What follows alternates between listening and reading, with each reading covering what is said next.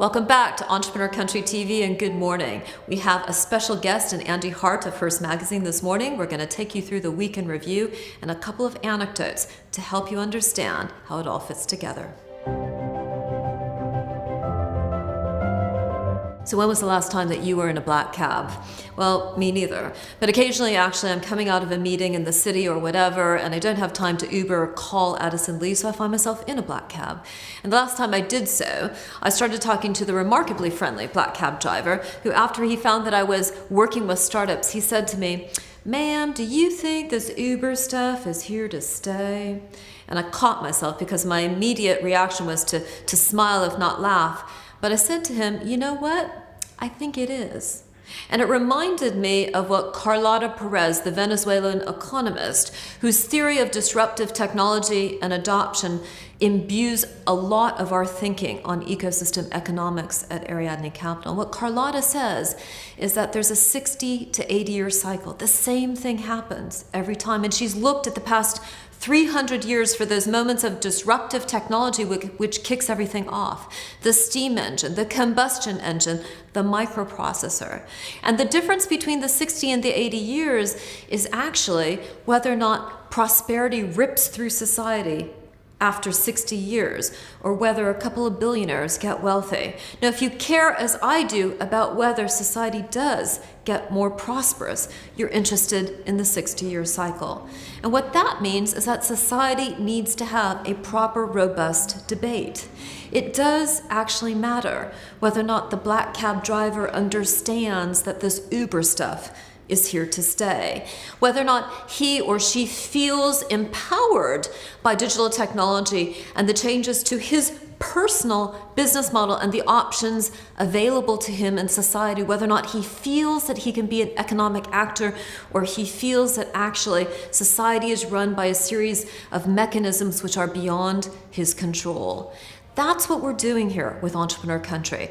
We're leading that debate, not just for the venture capitalists of us, not just for the technology entrepreneurs or the people running corporations.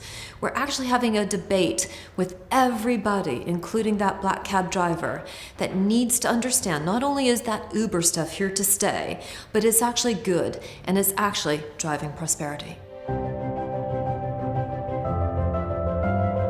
We have a special guest for you this morning. His name is Andy Hart. He is the Chief Revenue Officer of Hearst Magazine. I've known Andy for nearly 20 years, all the way back to Sunday Business, and through many media and technology businesses since then.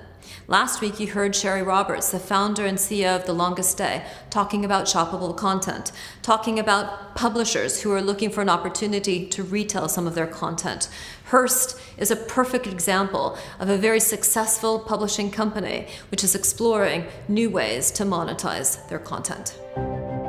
I work in Hearst Magazines International, so that means I have responsibility for all revenues, excluding subscription revenues, across the globe, excluding the United States. And I also have responsibility for managing the relationships with global accounts. One of my initial concerns when Hearst approached me was that they would be too embedded in magazine culture, and magazine culture being print culture. But I quickly learned that Hearst were redefining what a magazine means. What Hearst has realized when it comes to digital platforms, that all content is created equally if you have very clear editorial standards. And we're seeing amazing results, for example, on social media, where we run an article that could be editorial, could be commercial, branded content, pseudo-native, that's wrapped in a brand like Elle or Esquire or Cosmo.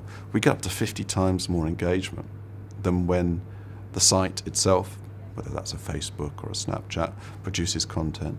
And that's a big shift. I mean, there's always been advertorials in magazines, but this is saying that actually we believe that commercially driven content is as powerful and credible as editorial content. But our strategy doesn't just stop at magazine production, doesn't just stop at magazine 3.0 distribution.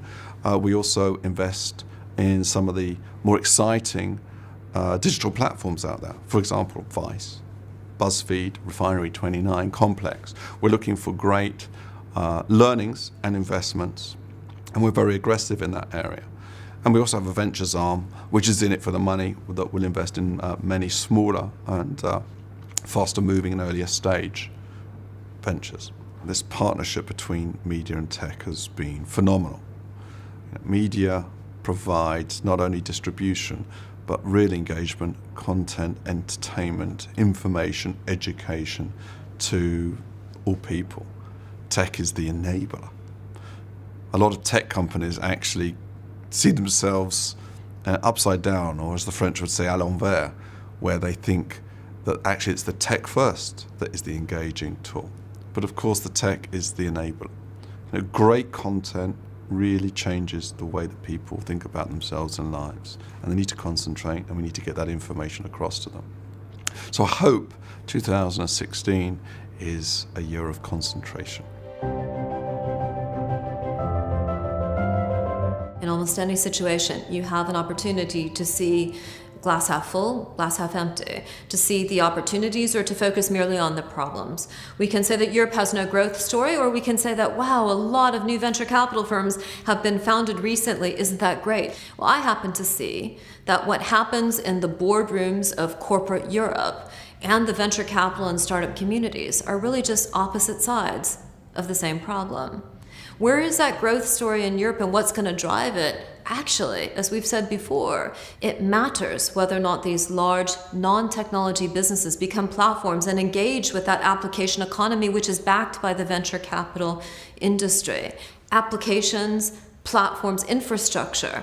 The model for winning is whether or not those companies become platforms and organize the economics of their ecosystem. If we continue in this model of the European venture capitalists just really backing the best and the brightest and figuring out which US technology firm in Palo Alto to sell them to, if that's the only play in the playbook, then the value creation will shift to Palo Alto irreparably. The way to create the ecosystems in Europe is not just to have a big startup fest in different European cities, but it is to engineer connections, communications, collaboration, and a correlation between what happens with corporate Europe and what happens with startup Europe. That's why Ariadne Capital has addressed that opportunity with our Ecosystem Economics Fund 1. It's a £150 million fund with disruptive economics, which you know we like if you've been paying attention.